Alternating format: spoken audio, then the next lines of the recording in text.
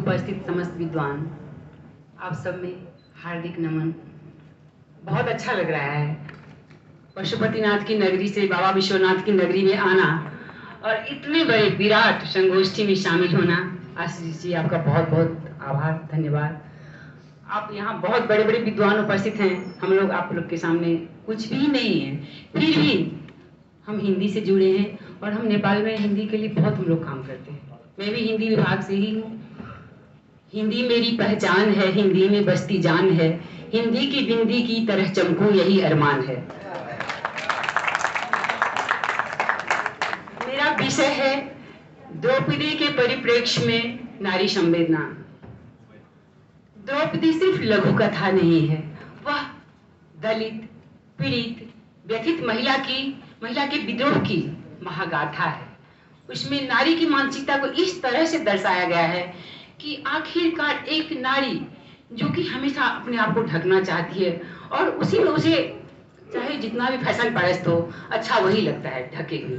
पर हमारी जो शासन व्यवस्था है, जो बड़े बड़े अधिकारी हैं, वो किस तरह से एक नारी को विवश कर देते हैं। उसे उसकी पिटाई होती है, धुलाई होती है, और नारी की मानसिकता कैसी रही होगी कि वह नग्न होकर भी नग्न ही रहना चाहती है, ताकि पुरुष वर्ग समझें कि हम इतने बुज़दिल नहीं हैं, हम में भी इच्छा है, हमारा स्वाभिमानी। यहाँ पर एक स्वाभिमानी नारी को दर्शाया गया है खास करके कि नारी वास्तव में वह, अब जितना आप समझते हैं कि वो कमजोर है, वह व्यथित और उसे दबाया कर रखा जा सके, वह दबती है सिर्फ अपने आप को बचाने के लिए, अपने परिवार को बचाने के लिए।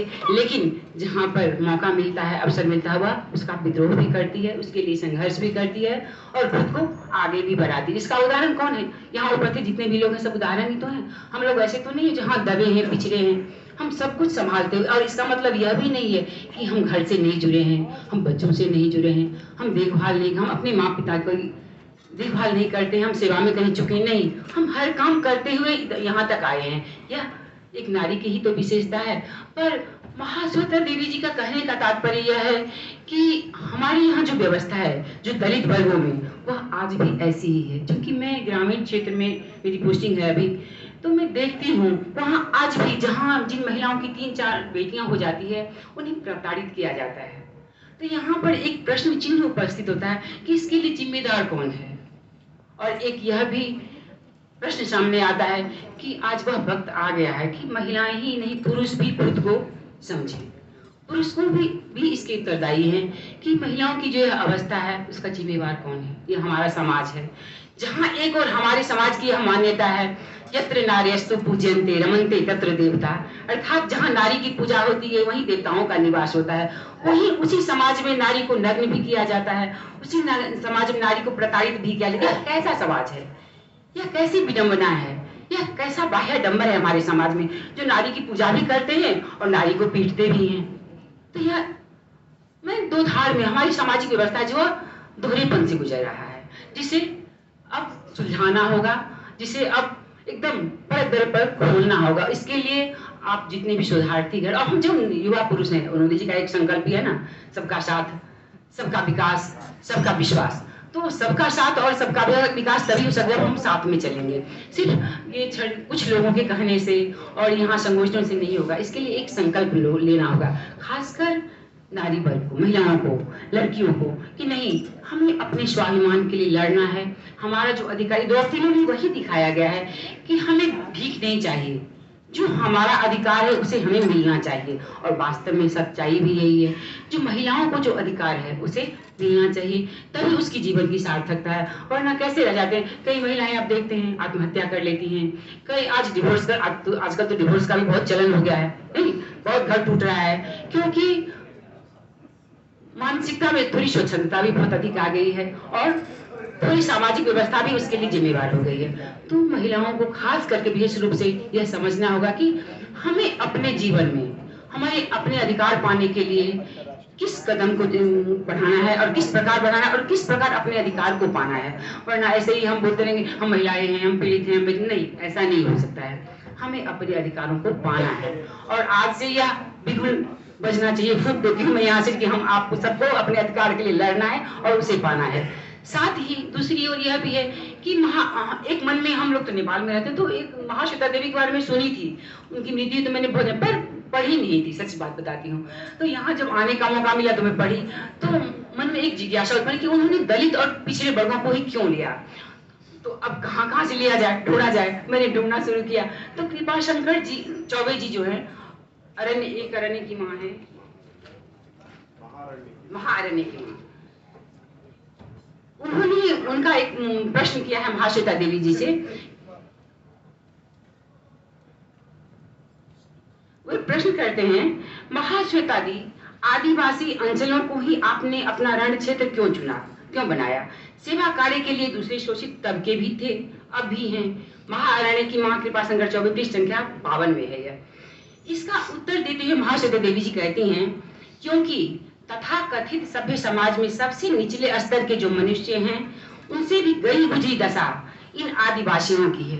अर्थात हमारे समाज में समझिए कि आदिवासी की कैसी दशा है, कैसी गई गुजरी है, जहाँ हम अपने आप को इतना एडवांस मानते हैं, इतना विकसित मानते हैं, वही जो आदिवासी क्षेत्र के लोग हैं वे आज भी दबे। वो श्वेता देवी के ही समय में जो है, उनकी दशा आज भी वैसी ही है। आप आदिवासी क्षेत्र में जाइए, आज भी उनके पढ़ने लिखने की जो व्यवस्था है हो रही है, मुहिम चल रही है, लेकिन उतना खास परिवर्तन नहीं आया है जो होना चाहिए, जिसके लिए महाश्वेता देवी जी ने मुहिम छेड़ा है कि नहीं, उनकी अवस्थाओं में सुधार। हालांकि उन्होंने बहुत काम किया, कॉलेजों में स्कूलों में जाना, रुपए इकट्ठा करना सबरों के लिए, इसीलिए तो उन्हें सबरों की माँ कहा, सबरों की जननी कहा जाता है।